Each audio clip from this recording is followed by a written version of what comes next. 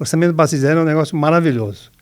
Você vai simplesmente começar a notar o que você realmente precisa. Não gastar aquilo que você acumulou. Botar um objetivo de eu tenho que ganhar pelo menos 2 a 3% real ao ano. Eu gosto de liquidez. Eu gosto muito de liquidez. Eu me divirto com ações. Mesmo perdendo, eu me divirto. E perdi para o ano passado. A primeira grande briga que você tem é com a sua vaidade, né? Treinamento de humildade é muito bom para você realmente mudar de caminho. Quando você se aposenta, vai ficando mais velho, os amigos são mais importantes que os filhos. Porque os filhos têm o caminho deles. E os amigos estão mais ou menos no mesmo caminho que você está. Se você seguir esse poema, você vai ser um grande líder. Eu tinha ações americanas. Tinha ações e tinha também uma debenture. Eu perdi nos dois. O que me choca realmente, quando eu vou num restaurante, não precisa ser um restaurante muito fino, não. Você olha, só tem brancos. Então, aí você vê realmente que tem uma desigualdade muito grande. O ponto mais existencial que eu tenho na minha vida hoje, realmente, como resolver o problema da distribuição realmente de renda nesse país. O grande problema é que se mudar o sistema no Brasil, realmente, você mexe em tanta coisa, em tantos grupos de interesse.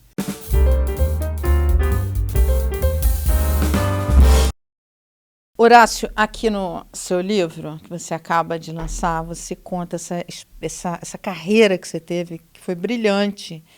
Enfim, você sempre foi um executivo muito bem cotado, CEO, reestruturou grandes empresas, e essas histórias estão muito bem contadas aqui. Como é que um executivo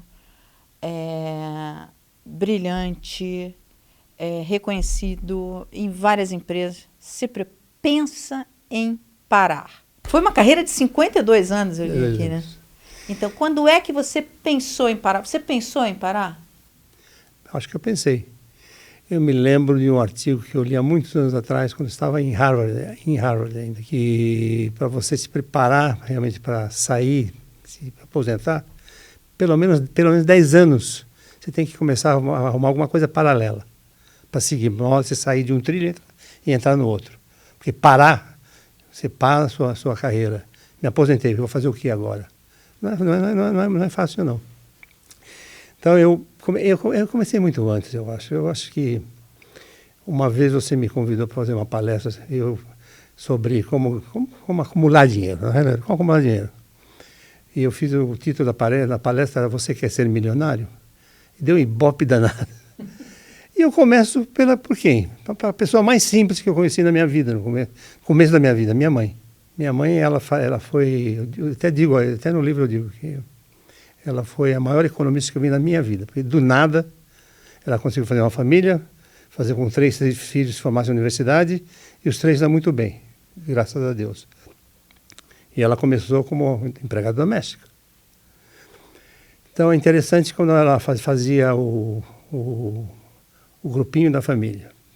Eu comecei a trabalhar ganhando dinheiro aos 12 anos de idade. Eu não botava dinheiro no meu bolso, eu via tudo para minha mãe. Todos os filhos botavam tudo no mesmo jarro o dinheiro. É assim que o dinheiro cresce. E ela foi aplicando devagarzinho, e na época aplicava em cadeia de poupança, e realmente conseguiu sair de baixo para um nível médio. Então eu aprendi isso com ela. E se você me perguntar, quando eu era executivo, já comecei a ser um executivo até conhecido, eu pensava realmente em como é que eu posso fazer crescer essa minha poupança, essa minha economia. E eu comecei logo, em 1967, eu comecei a comprar ações, com um pouquinho de ação. E na realidade chegou um ano, algumas décadas, que eu ganhei mais em ações do que eu ganhei em salário. Em remuneração. Então, eu sempre digo que o dito principal para você fazer isso, o mais importante na sua vida não é quanto você ganha, é quanto você gasta. Porque tem que sobrar sempre alguma coisa. Porque se não sobrar nada, aí você realmente não chega a lugar nenhum. Esse é um ponto que você coloca muito bem aqui no livro. Você está falando agora do dinheiro, da sua mãe tratar o dinheiro na família. Porque muitas vezes os pais não falam de dinheiro com os filhos, vira um tabu. E isso é um problema, né? Porque quando ele fala com os filhos, vira um aliado, né? Fica mais fácil, né? E eu diria até, acho que eu sou muito conservador. Eu diria até que hoje, realmente, o casal tem contas separadas. E eu acho que uma conta macho, uma conta feminina, ou, juntando as duas, cresce muito mais. Outra vez, juntando um pouquinho de dinheiro, vai crescer muito mais. Mas hoje a cultura não é mais essa, né? O marido tem uma conta, a mulher tem outra conta, e tem uma discussão, quem paga o quê, quem não paga o quê. Para mim, isso atrapalha realmente todo o planejamento de você ganhar mais economia na sua vida. E ganhar, ou você dizer o seguinte, eu estou postergando satisfações do presente para ter mais satisfações no futuro, quando eu mais preciso. Horácio, você fala, o importante não é o quanto você ganha, mas o quanto você gasta. Me diga assim, 5 pontos de orçamento que você adotou nas empresas e na família e que você fala, isso aqui dá certo, vai por mim que dá certo. Primeiro, orçamento base zero. Que ninguém faz. Você tende a repetir sempre o que você gastou e eu preciso gastar isso. Orçamento base zero é um negócio maravilhoso. Você vai simplesmente começar a anotar o que você realmente precisa. E no final você vai ver o somatório que dá isso, tem que sobrar alguma coisa. Tem que sobrar alguma coisa. Senão você vai ser um devedor eterno. Se você não começar... E aí você tem que ser muito persistente, porque esse negócio de você comprar a prazo, a crédito, que é uma das grandes lições que eu sempre falo, eu não compro nada sem antes ter o dinheiro para comprar. Imagine o pessoal pobre pagando hoje no crediário quase 100% e no cartão de crédito 400%. Isso quebra qualquer família. Então, você nunca pode gastar, você tem que poupar satisfações no presente para ter mais satisfações no futuro. Isso significa se você realmente não gastar e não entrar em crédito. Tem sempre que sobrar um pouquinho de tudo, que depois você faz seu base zero. Se você tem uma entrada de 10, você não pode gastar normalmente mais de 8. Esses 20% é exatamente a poupança que você vai fazer para a sua vida. Tá. E depois, segundo ponto? Segundo ponto, ser bastante persistente e não gastar aquilo que você acumulou. Esse é bem importante. Porque quando você tentador, né? É tentador. Você já tem dinheiro, eu posso consumir. Simplesmente não gastar o que você poupou. Primeiramente, eu tive realmente... A única coisa que comprei na minha vida, crédito, a única coisa, foi financiamento imobiliário. Meu primeiro apartamento. A única coisa. O resto eu só comprei quando eu tinha dinheiro. E outra coisa que eu faço, uma previsão bastante grande, você fala, você é rico ou não é rico? Todo mês eu simplesmente faço qual a expectativa de vida que eu tenho, quanto eu posso gastar e quanto vai sobrar para os meus filhos. Mas eu ainda faço isso. É um hábito, realmente. E tento botar um objetivo de quando eu tenho que ganhar pelo menos 2 a 3% real ao ano, que vai te prolongar muito mais. Essa é a sua meta, 2 a 3% de retorno ao ano. Real. Isso acima da inflação. Na poupança, né? Uhum. Porque aí você não pode... Você tem que ser mais ou menos realmente não muito agressivo. Você tem que preservar capital, né? Para o futuro você tem que sempre preservar capital. Uhum. Sobre investimentos, então você falou 2 pontos ali de orçamento, e sobre investimentos? Bem, eu tenho um pacote de tudo, né? Eu comecei exatamente quando eu tinha 1983. Nós entramos num grupo para investir no mercado imobiliário. Nós estamos parando esse ano, nós fizemos 18 prédios. Eu botava um pouquinho de dinheiro. E é um dinheiro que sempre voltava com uma velocidade e com uma rentabilidade muito grande. Mas o que mais... Mas é fundo imobiliário ou não? Não. É como incorporador. Esse negócio de você comprar imóveis realmente para fazer uma carteira de imóveis grandes, eu sou português de nascimento, mas eu não sou português nesse ponto. Eu gosto de liquidez. Eu gosto muito de liquidez. Então, ações foi sempre meu melhor... Mas eu me divirto com ações. Mesmo perdendo, eu me divirto. E perdi para burro ano passado. Mas ao longo do tempo ganhou mais do que perdeu. Ao longo do tempo eu ganhei. É claro que eu tenho realmente também minha poupança em renda fixa, mas realmente o que eu fiz nos últimos anos, eu juntei toda a grana da família e realmente fiz um fundo de ações fechado, um fundo de multimercados e brinco ainda mais com a liquidez paralela. Realmente, dessa forma, você consegue acumular muito mais. Agora eu queria ver, nessa parte, você é um executivo bem-sucedido, ganhou dinheiro, soube investir, é um investidor de sucesso. A parte financeira da sua aposentadoria estava resolvida. E a parte de você parar de fazer alguma... Assim, sair da área que você... Como é que você se preparou para sair? Porque você estava... Sempre foi um executivo ali, sempre ouvido pelo governo, por empresários, por todo mundo. Enfim, você estava sempre ali.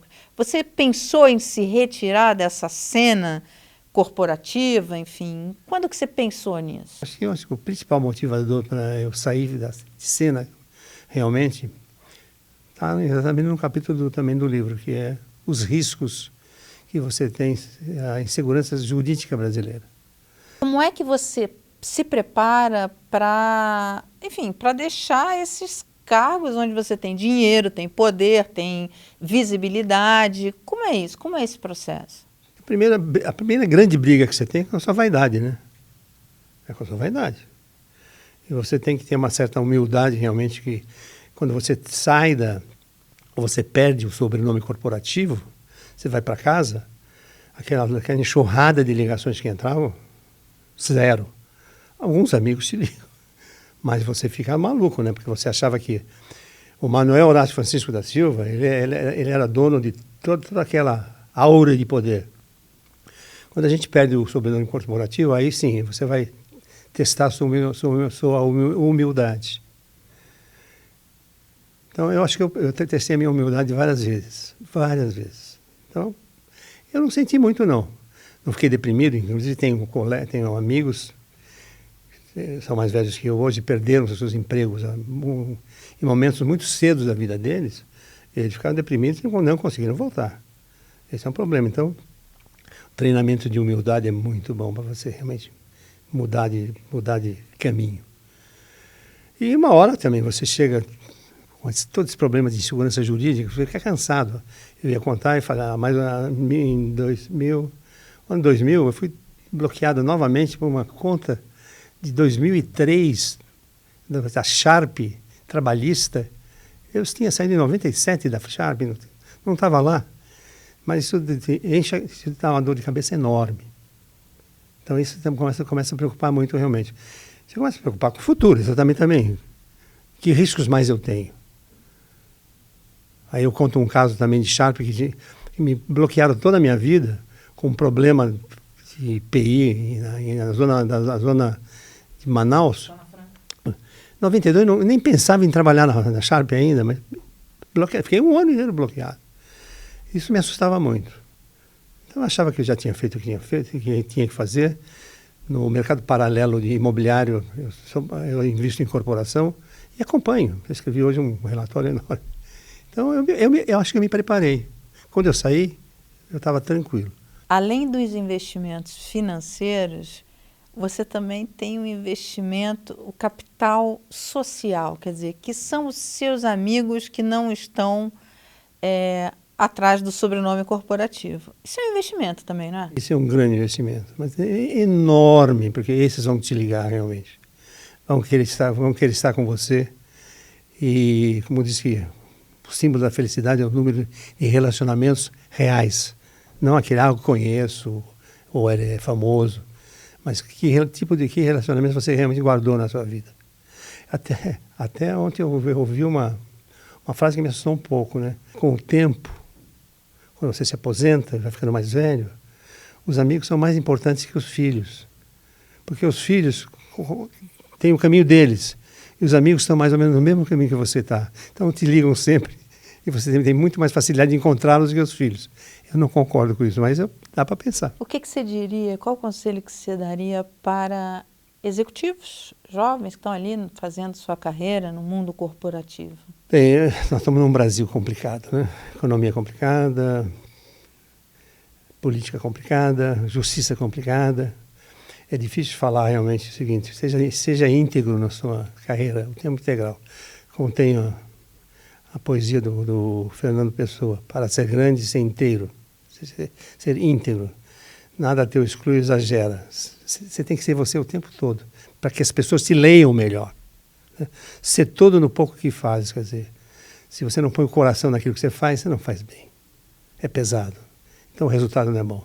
Assim o lago, a lua toda brilha, pois alta vive. Todo mundo quer ter um chefe, um líder íntegro, respeitado, que ele nunca muda a forma dele ser, ele é sempre a mesma pessoa. Então é fácil você lê-lo. Todo mundo. Se você seguir esse poema, você vai ser um grande líder. E você vai ser, a vida toda você vai se dar bem com as pessoas.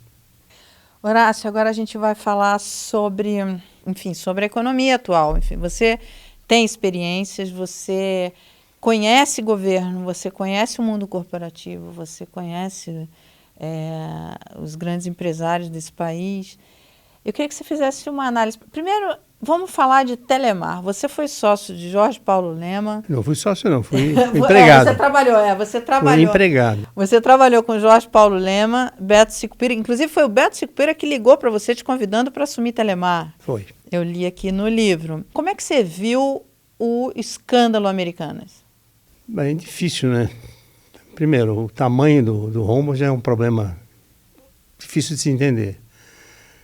Agora, eu não consigo entender realmente. É muito...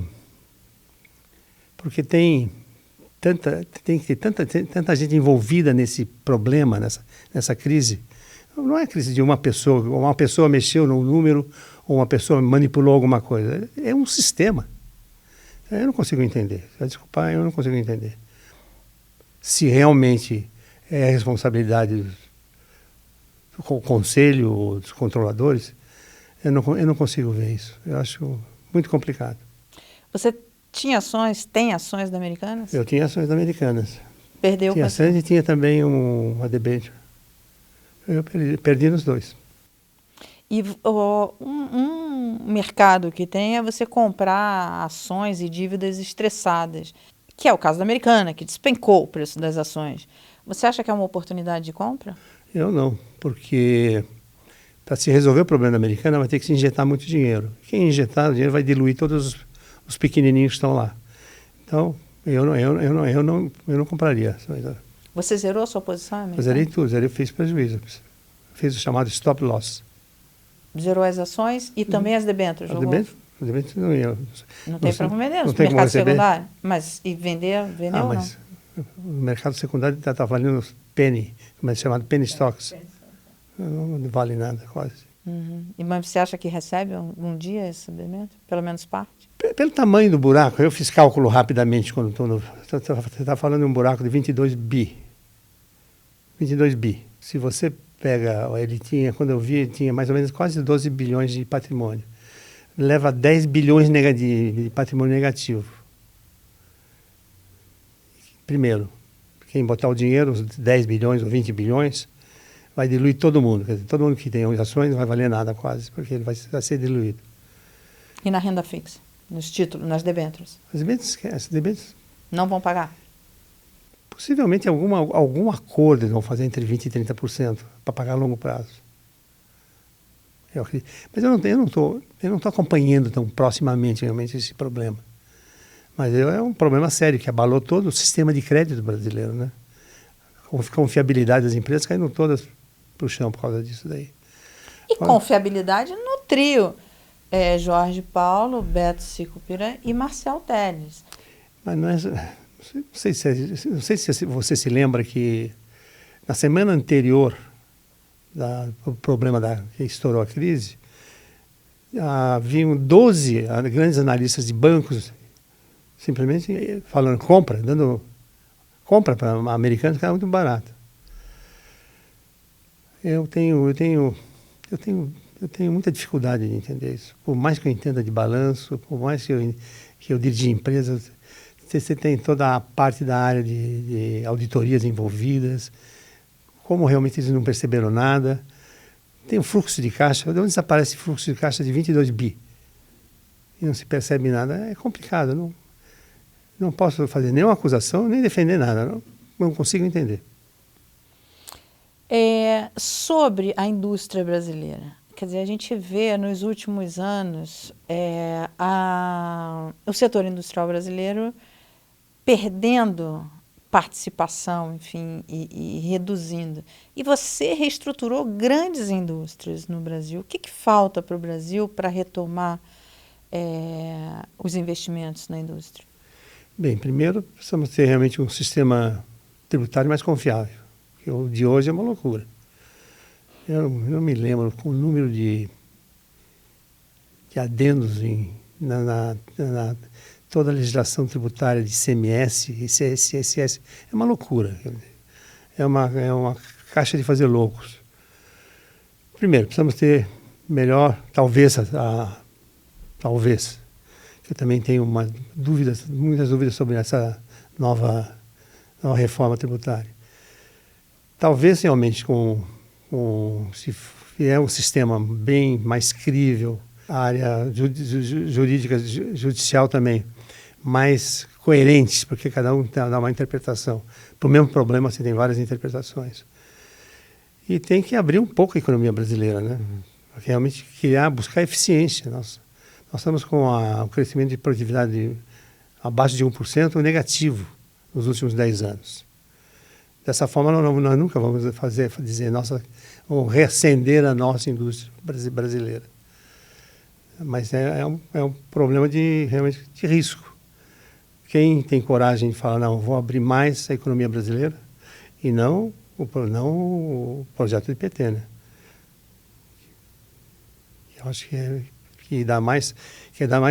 é aumentar o crescimento da indústria brasileira internamente apenas, e protegendo produtos de fora. Então tem que abrir realmente, facilitar mais, dar mais segurança para você, até que hoje, para você abrir uma empresa, hoje já conseguiu realmente ganhar muita velocidade. Mas dá mais facilidade realmente. E uma coisa que também me preocupa muito, lucro no Brasil é pecado. Isso é cultural. Então uma empresa que ganha muito dinheiro, ela está ganhando muito dinheiro porque ou ela está roubando alguém, ou está deixando de pagar salário, ou está fazendo alguma coisa. Isso é cultural, né, nesse país.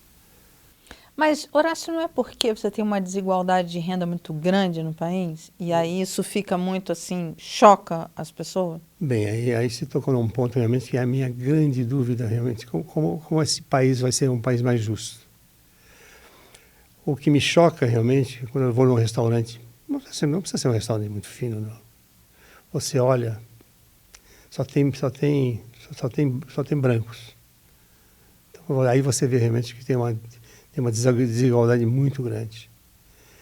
Como fazer isso? Quando eu falo em regime de cotas, eu não gosto de regime de cotas, mas ameniza um pouco. Resolve? Não sei se resolve. É um ponto é o ponto mais existencial que eu tenho na minha vida hoje, realmente. Como resolver o problema da distribuição realmente de renda nesse país? É claro, você tem que tributar um pouquinho mais quem ganha mais dinheiro. Acho que tem espaços nisso daí. Mas não realmente você falar, vou tributar, você fala fortuna, você vai ter capital fugindo daqui.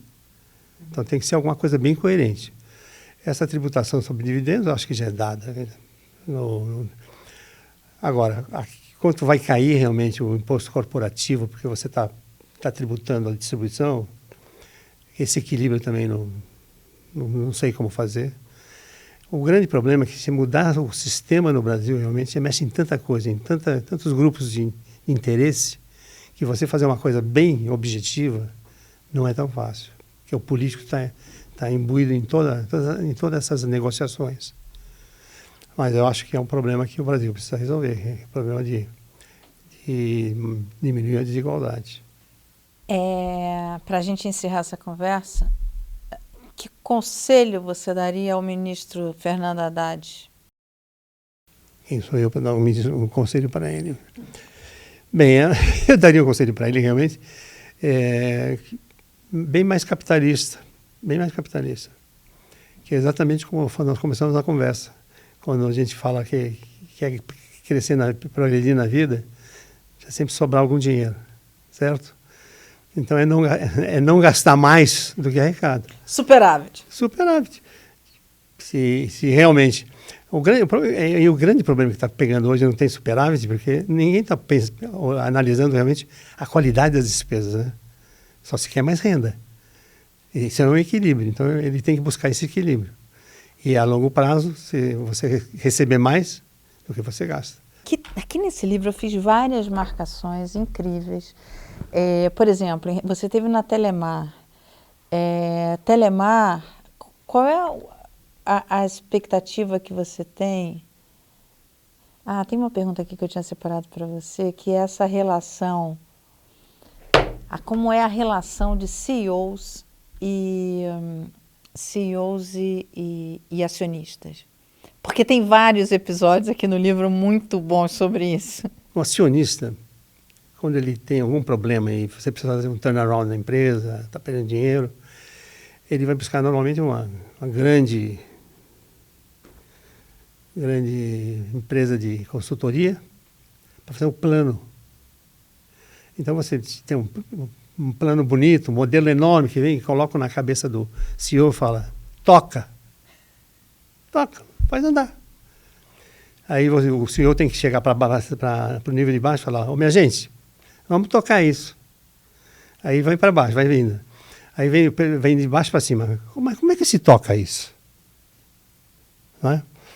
Por isso eu falo sempre, eu comento também que o plano estratégico tem que nascer de baixo para cima. Você começa a pegar em forma de baixo para cima e de fora para dentro. O que significa? Você tem que pegar realmente todo o humor da companhia, que vem desde baixo, o que eles acreditam ou não acreditam na companhia. E da mesma forma que você tem que saber ouvir o mercado, o que o mercado está pedindo, para você fazer um plano estratégico. E não ouvir nada pasteurizado. Então é muito difícil. E o que o controlador quer? Ele quer a síndrome de Wall Street. Tem que mostrar um balanço todo mês, cada trimestre, crescendo a rentabilidade, crescendo o valor da empresa. E quando você pensa numa empresa sustentável, você pensa nela a longo prazo. Embora você queira realmente mostrar resultados, gostaria de a curto prazo, você tem que olhar ela realmente com investimentos para manutenção, ela ser uma empresa sustentável a longo prazo. E isso colocou em xeque a remuneração dos CEOs, por exemplo, que é muito focada no ganho de curto prazo. Os escândalos corporativos trouxeram isso à tona. A síndrome realmente pega todo mundo, né? Porque pega o controlador que quer mais dinheiro e os executivos querem mais dinheiro. Então, pensar um pouquinho realmente, você precisa investir realmente para, a longo prazo, você ter uma sustentabilidade de resultados. Não estou dizendo que não buscar dobrar o lucro de um ano, mas com um crescimento constante. Aí você realmente tem o valor da empresa crescendo. E acho que a longo prazo você vai ter mais resultado de cash flow para os controladores. Mas a síndrome é muito forte. A pressão é muito forte. Tem um capítulo aqui que você fala do Keep It Simple. Stupid. KISS. É o que eles chamam de KISS. Qual é a regra do KISS? O KISS é isso aí mesmo. Faça isso ser simples o tempo todo. Porque não adianta você chegar e fazer um plano complexo. Quando você faz um plano estratégico, o pessoal adora fazer desse tamanho. E dá para o cara de baixo ler, o outro ler. Uma complexidade danada. E eu acho que um plano estratégico tem que estar em 2 páginas, que todo mundo leia e entenda. Agora, o plano de ação, cada um quebra o seu plano de ação e vai com bastante detalhe. Mas um plano estratégico vai ser um negócio em 2 páginas, onde todo mundo entenda. Não adianta você dar um livro de 200 páginas, porque ninguém vai entender aonde os acionistas querem chegar. A não ser a última linha, né? O lucro, a rentabilidade de tanto. Mas como chegar lá? É complicado. É o ponto, né? Como chegar lá? Muito obrigada por essa conversa. Parabéns pelo livro. Esse livro está ótimo, né? Está muito bom. Obrigado. Faça a propaganda dele. Tem a história corporativa aqui, você participou dos principais cases corporativos. E vários privatização. Ciclos econômicos bem diferenciados. Ciclos econômicos bem diferenciados e ciclos econômicos, por exemplo, a questão da Telemar, eu lembro na época o quanto foi importante, porque não tinha um operador da telefonia, então havia muitas dúvidas em relação a isso. E mais interessante que você tinha 3 de 16 empresas, você tinha 3 que realmente tinham níveis de qualidade razoáveis, que eram Minas Gerais, Bahia e Fortaleza. E realmente fazer isso, a Telemar da Serra foi pegar exatamente essas que tinham uma eficiência bastante razoável, multiplicasse em todas as outras operadoras. E isso deu trabalho, mas eu acho que foi um plano muito bem feito. Deu certo. Muito obrigada por essa conversa. Espero que você venha aqui mais vezes. Obrigado a você. Me convide, então. Vou convidar.